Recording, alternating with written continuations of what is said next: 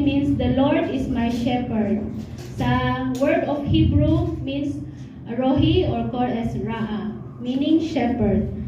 So there is a Psalms 23 verse 1 to 6. Let us read. Let us read together. The Lord is my shepherd.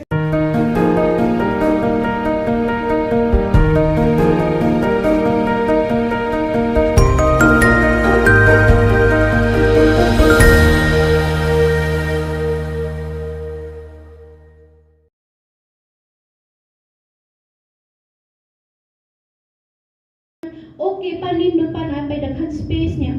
Sa imong na kanang nindot lang, kanang murag na ibog lang kanya. Tuod lang ana.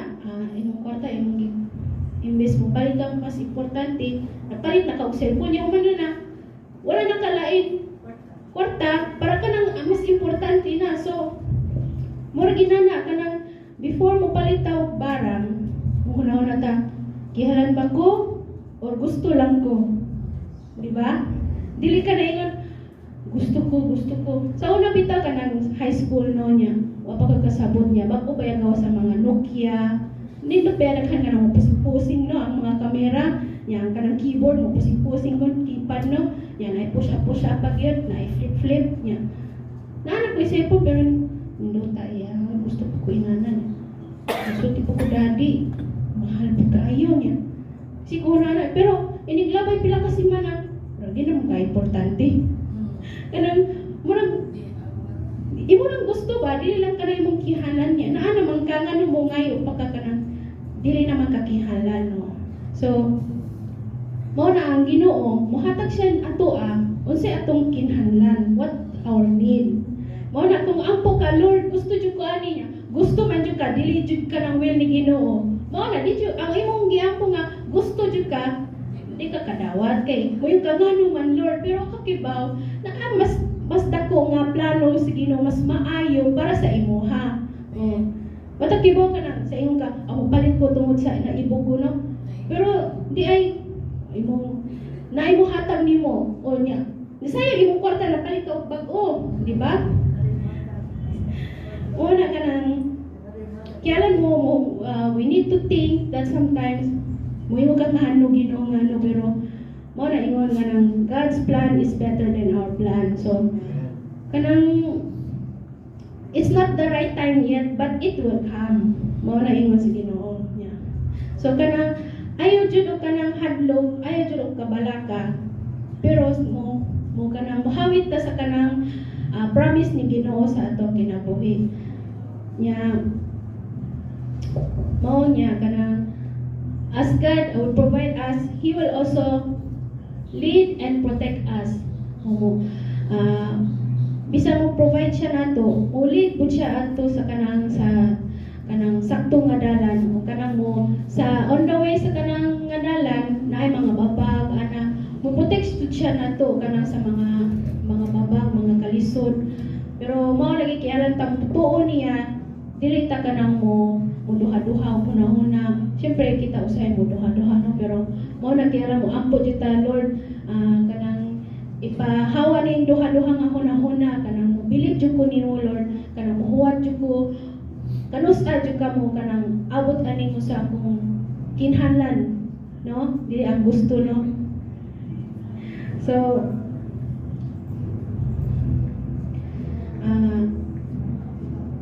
pariha aning picture naglakaw siya sa dungan si Ginoo. Naghawid siyang ang kamot ni Jesus, naglakaw sila niya. Nakita siya kanang signage nga fun. Kanang happy, kanang fun, kanang basing kalibutan niya. Na-attract siya niya. Ingon siya si Ginoo ingon siya ni Jesus kanang mupalik ra ko, huwat lang ka diha. Nya niglakaw siya niya. I came so far but I have gained nothing. Wala siya nakita, bisan kalayo na iyang lakaw. Niya, igon pa ka sa signage fan pag yun niya. Moto niya, na siya, let's go back. Niya, I wonder how long Jesus waited for me before He got tired and left. Niya, iyang na basin nakapoy na si Ginoo at nako niya. Di na siya mo lingi nako. Di na siya mo care nako. Pero sa pag-abot niya, ingon si Ginoo, that too started again.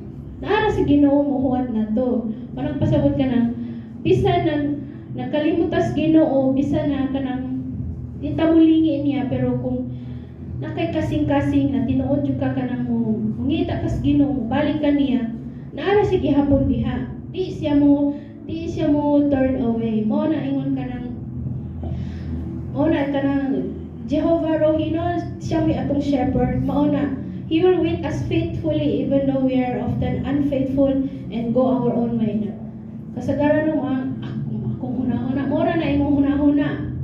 Dili lang kamo, ako po, usay mga, mo gusto lang dyan ko usay akong gusto, pero dili dahil planos Ginoo. So, kung dili planos Ginoo, di dyan ka kakita o blessing, di dyan ka makita ka ng ang panalangin sa ang Ginoo sa imong kinabuhi, di ba? So, inig na dire, Jesus is the good shepherd. So, nagamit siya ka ng si Ginoo, faithful siya sa ato, na-promise siya ka ng mo-raise siya o kanang shepherd dili sa kalibutan by sending His only Son, which is Jesus Christ, as our shepherds diri sa kalibutan. So, Jesus is called as the Good Shepherd in the New Testament. And His role is as a leader and protector of His people. Just like His Father, He protects us, He will lead us into the right way. So, Jesus is the fulfillment of the prophecy of book of Ezekiel. And that which means God will send His Son to save the human from sin and death. So, mao na kanang pasabot diri is paagi sa Ginoo kay sa una di ba sa Old Testament kaya pa kamuhalad ang mga kanding, kaya muhalad ka mga kanang nay animals, usa ka pwede ihugas ang imong sala. Kung wala kay kanding, wala kay kanang baka, di ka kahugas sa imong sala. So, mao na sa New Testament niya nasa through the book of Ezekiel na prophesied sa Ginoo na mo hatod siya iyang anak, the only Son, which is Jesus Christ, to save us through Him by His flesh, by His blood, to cleanse our sin and let us have a second chance. That's why we will, mao na gitawag born again kay kung nagdawat tayo sa Ginoo sa atong kinabuhi, mo na atong life will be born again, will be a second chance that we will far from sin, that we will far from the death. We have eternal life with Him. Mo ni ingon sa Ezekiel 34:15, the Lord declares, I myself will be the shepherd of my sheep, and I myself will make them lie down, declares the Lord. Mo na dili sa ingon, I myself will be the shepherd, means sa Ginoo personal jud siya nagsulti kanang siya mismo mo direct sa ato, mo care sa ato iyang mga tao, iyang mga anak. Then and sa I myself will make them lie down. So means I myself will make them lie down. Ang pasabot ana mo protect siya nato kanang mohigdata kanang walay mga walay kanang daghan hunahuna, kanang walay stress, kanang mohigdata kanang naay kalma sa atong kasing-kasing, naay kalma sa atong kinabuhi, kanang humutulog ta kabalo ta si Ginoo ako in charge sa atong kinabuhi. Mo na siya mo kanang protect nato. Anya kanang make sure jud siya kanang atong kinabuhi is maayo kanang makapahuway ta. Nya mao na ingon diri, declares the Lord. Ang iyang pasabot siya mismo mo'y gikan sa iyaha. Siya mismo mo'y nag-promise kanang mo care siya sa ato mo protect siya sa ato, ma-provide siya sa ato kay He will watch over righteous and answer our cries when we call Him, when we ask for help, and He will deliver the righteous from their trouble and draw near to Him. He protect the righteous and redeems them. Mao na kanang Ginoo no mo'y mo dalan nato sa kanang sakto nga dalan, labi kanang muhilak ta, mungita ta sa iyang tabang, mungita ta sa iyaha kanang comfort, naara gid siya. Mo na kanang ang kaning verse mo siya, declares the Lord God. Siya mismo may nag-promise kanang mo-care gid siya sa atoa. And God come to the world through Jesus, and God came to the earth through and in Jesus Christ. Mona, Jesus Christ gave His whole life for us when we were still sinners. We are sheep that are easily lost and cannot save ourselves. That is why God came into this world through His Son, Jesus Christ. Yan, diri ka nang means ka na, kay si Ginoo, naara siya sa kanang langit, no? Mona, kanang, di siya kanaog diri. Iyang gihatod iyahang only son, iyahang anak, kaugaling anak diri atos kalibutan, which is Jesus Christ, para mo save siya sa ato kay sinners gihapon ta. Bisan karon sinners gihapon ta. That's why we need to ask for God forgiveness always, ask for His blood to cleanse our sin. Kay kung wala si Ginoo sa atong kinabuhi, sayo na ta ka nang mawala. Wala labi ka ng kalibutan, ka ng daghan kay temptasyon. Nganing ato ka sa mga dili ka tig-inom, pero ning abot ka sa party, well, inom na. Sige mo, inom lang ko. Wala na tentasyon na ka. Nainom na lang ka. Pero yung ka, gamay lang niya. Sige sila, tingnan, inom. Oh, ang to na nahubog ka.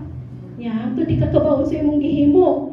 Mauna ka nang kiyalan ka nang Ginoo sa atong kinabuhi. So, kapalo ta pa usa mo avoid sa mga kanang tentasyon. Mao na kanang sayon ta kanang mo wala.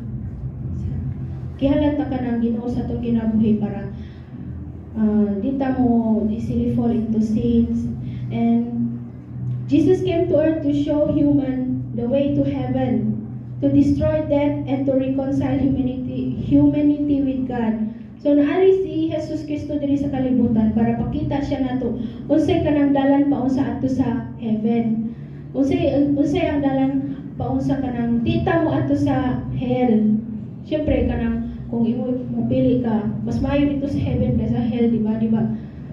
Nagsuffer na ka imong kinabuhi diri sa kalibutan niya. Maato pa jud ka sa hell niya. Sa eternal life nimo naara kay kanang nagsuffer ka dito sa hell niya. Kada minuto sakit imong lawas, kada minuto kanang murag burn ka sa kanang fire niya. Kanang asa mas di ba mas ganahan ka kanang eternal life, kanang imong mahayahay ka kanang di ba makita ka kanang mga grass nga green lang, mga flowers, walay stress. Mao na diri the sheep who do the act of faith. Diri sa Galatians 2:20 aning picture. I have been crucified with Christ and I no longer live but Christ live in me. Wanang diri pasabot is